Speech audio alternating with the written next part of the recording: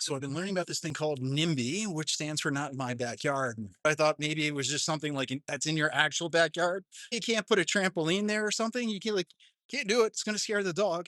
No, it turns out it's people actually saying we need more houses, but just not here, which is confusing because that is going to be where houses are going to go.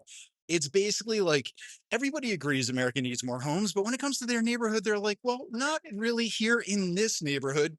Try the next one over, which is the same as me saying we need more schools, but don't build a school in my town. And now apparently this little attitude for our backyards has wrecked our entire economy at this point. Like trillions of dollars is being lost because somebody in San Francisco didn't want their view blocked by an apartment building.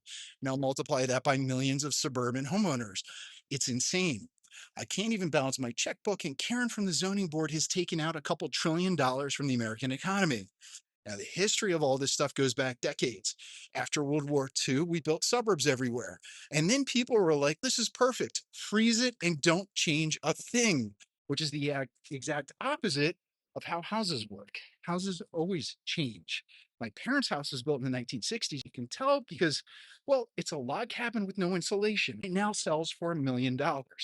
And the legal system actually made it easier for people to say no. If somebody wants to build apartments, you can sue them by saying anything that might hurt the environment, which I don't know if you've been inside an environment.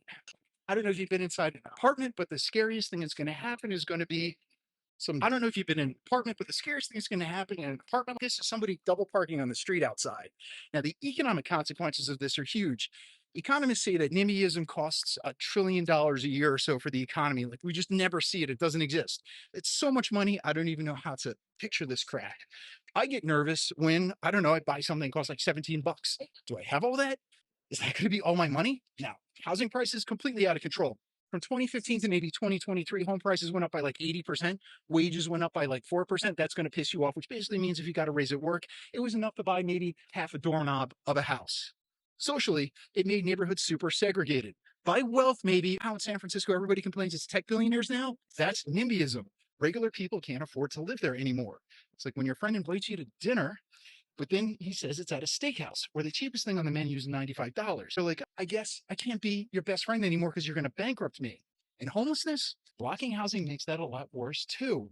Because if you don't build apartments, people still have to live somewhere, which turns out to be a van. I don't think the original people planned on that. Nobody said we stopped the apartments and now Greg lives in a Kia Sorrento down the street. And it's not just social stuff, it's politics. Local zoning meetings basically let a few retired people decide the future of our entire country. I've gone to some of these meetings